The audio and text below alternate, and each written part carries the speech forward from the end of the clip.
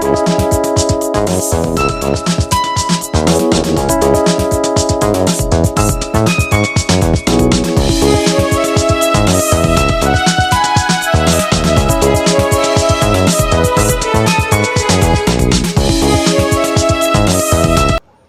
আলাইকুম রহমতুল্লাহ। ভিউয়ার্স, যে যেখানে আছেন আশা করি ভালো আছেন, দেশে অথবা দেশের বাইরে।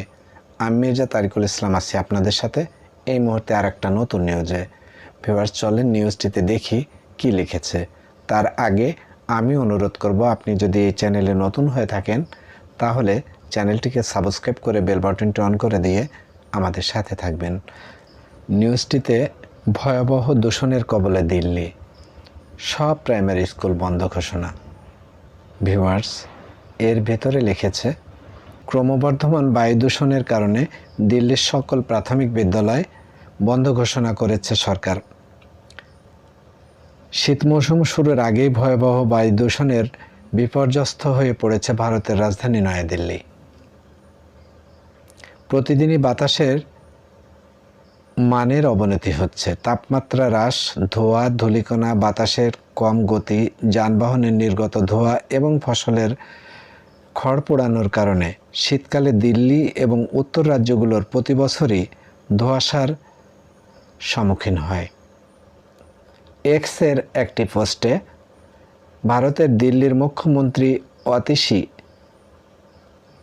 মার্লেনা সিং বলেছেন, শহরটিকে ঘিরে থাকা ঘন ধোঁয়াশার কারণে পরবর্তী নির্দেশ না দেওয়া পর্যন্ত প্রাথমিক বিদ্যালয়ের ক্লাস অনলাইনে চলবে। বিবিসি বলছে, দিল্লি এবং আশেপাশের শহরগুলোতে ব্যাপক মাত্রায় দূষণের কারণে মানুষের স্বাস্থ্য ঝুঁকির কবলে পড়েছে। বৃহস্পতিবারও দিল্লির বাতাসে সূক্ষ্ম কণার পরিমাণ নিরাপদ মাত্রার চেয়েও 50 গুণের বেশি ছিল। এনডিটিভির প্রতিবেদনে বলা হয়, সকালে এয়ার কোয়ালিটি ইন্ডেক্সে 498 স্কোর করে বিশ্বের দ্বিতীয় অবস্থানে রয়েছে শহর। ফলে বিভিন্ন এলাকায় দৃশ্যমানতাও কমে এসছে। কেন্দ্রীয় দূষণ নিয়ন্ত্রণ কেন্দ্রের এফ সামিরের তথ্য মতে, দিল্লির শীর্ষ 5 দূষিত এলাকা হলো জাহাঙ্গীরপুরি, বাওয়ানা, ওয়াজিরপুর, রোহিণী এবং পাঞ্জাবি বাগ। এছাড়া পালাম ও সাফদুরজঙ্গে দৃশ্যমানতা 500 থেকে 400 মিটারে নেমে এসছে। এদিকে এয়ার কোয়ালিটির ইন্ডেক্স আইকিউ এয়ার সুইস ভিত্তিক একটি পর্যবেক্ষণ গোষ্ঠী অনুসারে দিল্লিতে আজ বৃহস্পতিবার প্রতি ঘনমিটার বাতাসে গড় 254 টুকরো সূক্ষ্ম কণা পদার্থ বা PM 2.5 পাওয়া গেছে। এদিকে বৃহত্তর কণা মাত্রায় PM10 গড়ে 495-এ পৌঁছেছে, যা বিশ্ব স্বাস্থ্য সংস্থার অনুসারে অনিরাপদ। কারণ সূক্ষ্ম কণাগুলো ফুসফুসের মাধ্যমে শরীরে প্রবেশ করতে পারে এবং অঙ্গ প্রত্যঙ্গের ক্ষতি করতে পারে। এটি কার্ডিওভাস্কুলার এবং শ্বাসযন্ত্রের রোগের কারণ হতে পারে। গবেষণায় দেখা গেছে, শিশুদের বিকাশও বিলম্বিত করতে পারে এই সূক্ষ্ম কণা। স্থানীয় মিডিয়া অনুসারে দিল্লির বাসিন্দারা চোখের জ্বালা, শ্বাসকষ্টের সমস্যার কথা জানিয়েছেন।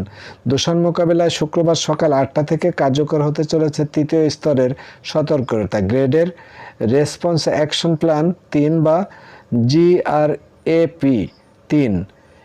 বেশ কিছু ক্ষেত্রে নিয়ন্ত্রণও জারি করা হয়েছে এই সতর্কতামূলক পদক্ষেপের আওতায়।